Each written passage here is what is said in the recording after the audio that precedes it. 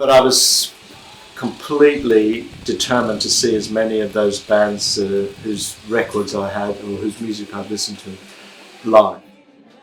It felt like if he was in the Mediterranean in a boat. That was the feeling that Rollaway had on him. It was more about the open, the parks and the ponds and things. We are delighted to have you tonight to officially launch the exhibition. I was doing my nutrition course and I came here. I felt so welcomed. I only came for 2 weeks to do 150 hours. I ended up doing 2 years. Thank you so much for inviting me and showing me all your hard work that you put into, and they're all my favourite. I love each one, all of them. We're privileged to kind of be able to walk through this, and I think it's particularly important because of the people that are associated with it and linked to it. This is people that work with us, people that are service users, patients, connections, and to the borough of Camden. Every Tuesday, all of our lovely choir walk through and they're always amazed. They're just like, wow, this is incredible. And it goes so well with the music. Music and art is beautiful. It's a beautiful thing. So thank you very much. So this is our first song, handwritten by the lovely Julie.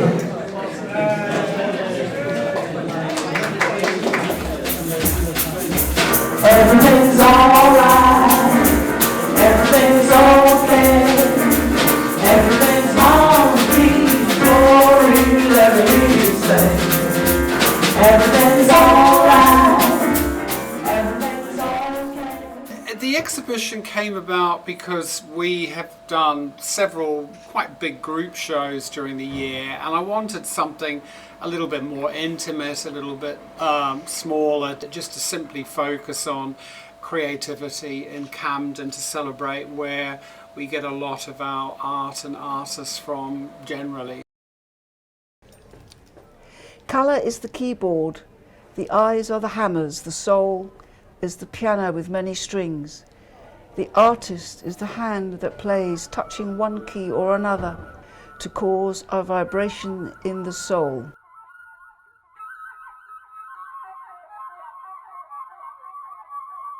But I felt a very strong, strange connection to him, that he was also a synesthete, as I am, which means that two senses are blended together. When he listens to music, he sees shapes and art. And I'm the same. When I play music, I see shapes when I improvise.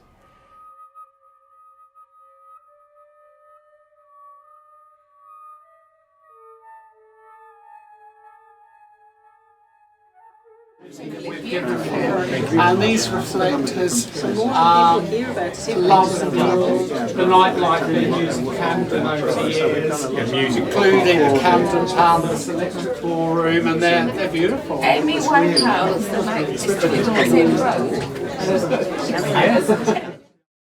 Pia, can I ask you to take a picture? She's so tiny. Yes, yeah. Pia, could you take a picture?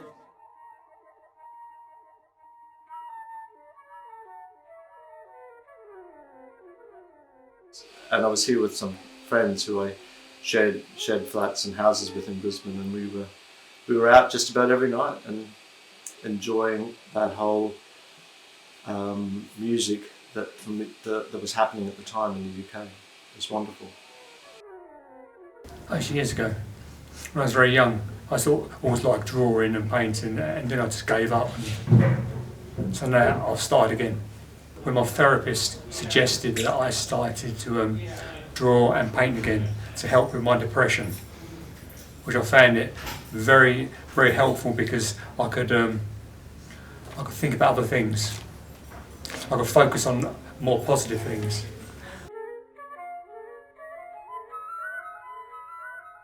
I'd read for years about the Nadam Fair, this wonderful midsummer fair they have, where the shamans parade alongside the military, where camels parade, all kinds of people in their wonderful costumes parade. It is the most amazing sight. I had the most amazing adventure. I wanted just to take photographs and record the event.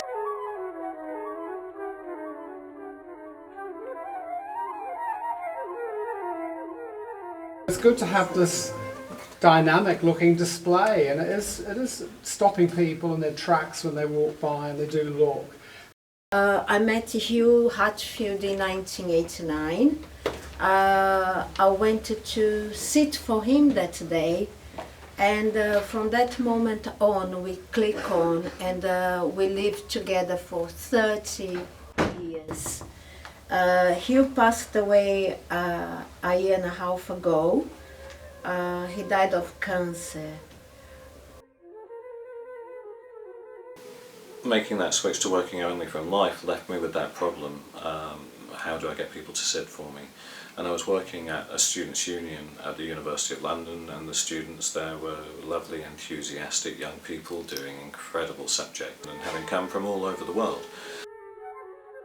And I could ask them to sit for me for a quick drawing quite often whilst we were still at work in an evening. And if that went well, I could invite them to my studio for a longer drawing, a colour drawing, a more involved piece. I do feel very indebted to everybody who's posed for me. It's because it allowed me to develop my work in a different way, and a way that I wanted, and a way that still involved people. Arthritis and then fibromyalgia was progressing. The prospect of retiring when he didn't want to retiring, a divorce from his wife. So you see here the faces. You see that one here, which I find that is one of my favorite, because that is very Hugh. You know, I'm looking at you. My husband has always been an outsider, so that's, if you wanted to think about Hugh Hatfield, you look at these portraits. His intention really, I think it was deconstructing things, questioning about things. I could maybe ask them, would you sit for a painting, which might be 8 or 10 afternoons of coming and posing. Not many people have a portrait in oils done when they're an undergraduate or a postgraduate or whatever, and I felt as though I was painting and drawing their potential, what they were going to go on to do and be. Joe up here, he works for the Financial Times now. He's a talking head on lots of financial information programs, and he's based in New York, for instance.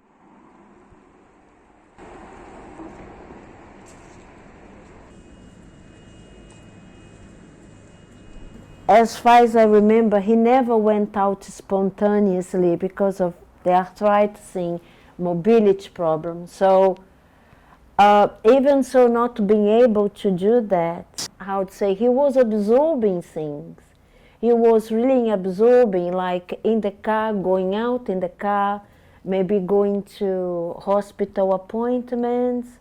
He loved being here. He really loved being here. I always came home with photographs, right? So I used to show it to him. Could be my photos inspired, you know, those beautiful sketches and paintings of Rollway, definitely. I find that very romantic, you know? Like a big lizard, you know, beginning from one side of Abbey Road. I'm very attracted to nature. I love any natural source, you know. And when I found myself living in Highgate up Swains Lane, opposite the cemetery, there was Waterloo Park, and it had everything there, you know. I'm particularly fond of water, and that one and the other water scene would have been at Parliament Hill Fields. Peter suggested showing some paintings which I did during the pandemic. I started painting some of the flowers and, you know, nature in the garden.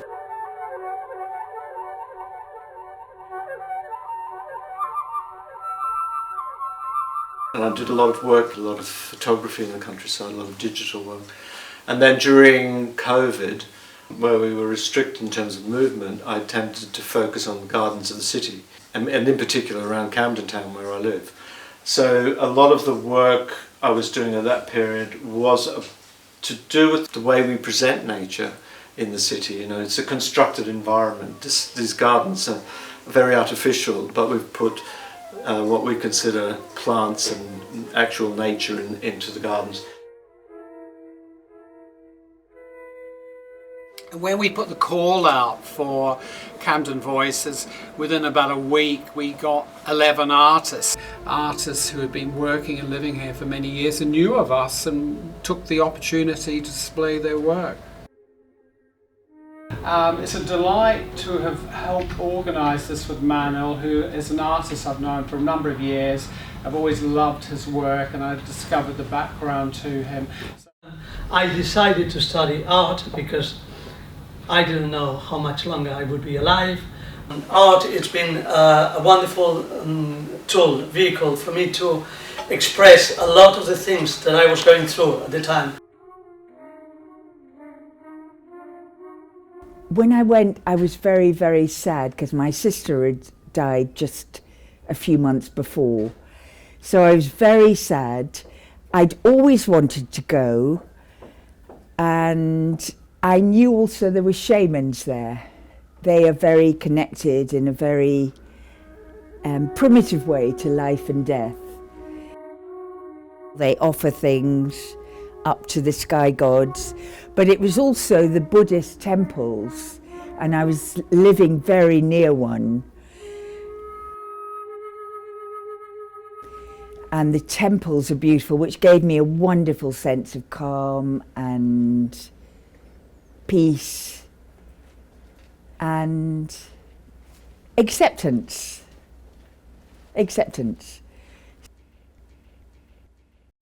I came back, sadly broke my leg, not riding a horse in Mongolia, but chasing my grandson. And then I was restricted for 6 months, wobbling around on crutches. And then there was a lockdown for 2 years. So thank God I got out. Yes! And I came across this one, which I think is absolutely stunning, and it also blends in quite well with mine. And it's his drawing is of the Aristarchus Herodotus. And it was drawn in 1916. I said, oh, this is really interesting. Maybe I could create an artwork using his drawing and my drawing, both done over 100 years apart. And it's all aluminium. It's a print of the moon on aluminium. And the other theme is I perceive to be the sort of tragic destruction of the moon by man's arrogant, vain attempts to conquer it. Queen's Crescent Library. Yes, because that's where I used to work, and he used to always give us the leaflets for every exhibition. So I said to him, I'd like to be involved. I'd like to help you with your curating, because I thought that would be a way in. And I also said to him, I have a lot of work that I'd like to exhibit. So the pixels and pigments, I did that one. And that was one of my old works that I did, and that was during the Iraq War. So coming from a very dysfunctional background, I felt that my way of expressing myself was by making the marks. So it's looking at colour, and it's looking at shape, and it's looking at structures. Exploring different mediums from acrylic, watercolour. I have never done any oil because as a single parent you can't have the oils everywhere. I wanted to go to New York as an Erasmus student exchange. I learned later that because of the HIV, they didn't allow people to go into the United States. So instead, I went to Athens. The blue color and the gold and the sandpaper, which I used, makes me think of Greece and that sort of golden time for me. Although it was very, very painful because I was joining as much as I could with all the students, but at the same time I couldn't fully join because I was constantly, dealing with my ill health. The work I've got is from a few years ago, so from 90s. I did a residential artist program because I was going to look into art therapy at the Diorama Arts, and so I was able to, as a resident artist, work for 3 years, so I had space, so it was really good to be able to explore work where I could use my gestures better. Because the smaller work, I'm much more confined. I feel very, very fortunate to have met Peter, to be given the opportunity to show my work as an outsider. So to be included as an artist, I just feel so grateful. Art, it's been for me a wonderful vehicle to help me to cope with a difficult situation.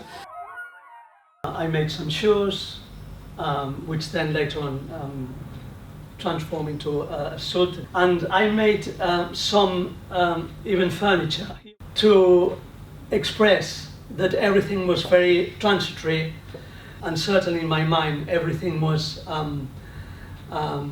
uncertain and very short. Here is the end of my work in relation to HIV and AIDS. What I wanted to say is that, okay, I've done my job with this subject and I am ending it here, and this is it. I'm going to move on and try to carry on with life. Things were also getting better. I started to do more painting and taking painting more seriously.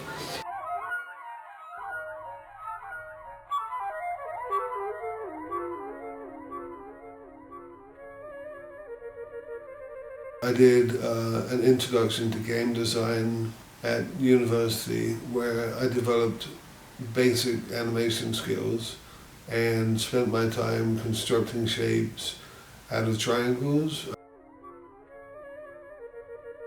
Then in 2009 I was given the opportunity to work with clay. The first thing I made was a vase followed by a cup. So I thought to myself, I enjoy making these things.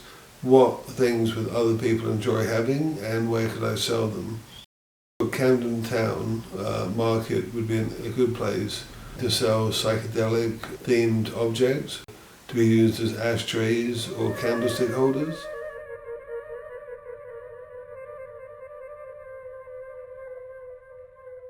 And after COVID, I wanted to change my practice, and so the work I've started doing with 3D printing is based on scanned images I make of actual nature, flowers, etc. And I take that organic piece and then reprint it with the 3D technology. When you see it on a reel, it's just like a string, but when you actually print it and then it's reflecting the light, it becomes something else. When I look at this piece here, and I just think there's something quite photographic about it, and not digitally photographic, but actually the traditional photography. It's always just been there. I haven't really pushed the idea about it, but it just felt to me like that. And you've given a really fascinating talk about your practice, and I'm sure loads of people would really have loved to hear. My brother suggested that I work on more functional wear, because as he put it, there's 6 or 7 billion people on the planet and they all need a bowl to play in the cup. So I've been doing that now since I think about 2015. I make large plates, I make small plates, and occasionally I make bowls, and was able to combine it with my interest in haikus, which is a restricted form of Japanese poetry that I could easily illustrate onto the base of a plate, which is otherwise a blank and neglected canvas.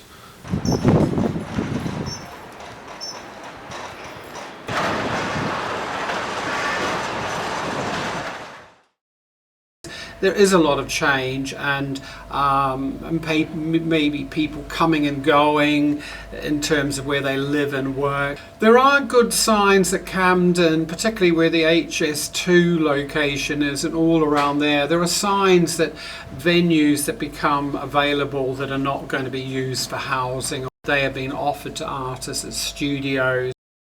For local people, it's a great opportunity really to have a studio. I was working as a musician. My rent was £6 a week, and all the people who lived there were the local sort of waiters and cleaners. There was an awful lot of people who worked in the rag trade. Now you go to Fitzroy, Charlotte Street, all around there, full of the most expensive restaurants. It just got more difficult over that time. In fact, over the whole 30 years, it's become more and more difficult. And it became unhealthy, and both unaffordable and unhealthy is not a good combination. And that's why things had to come to a changing point.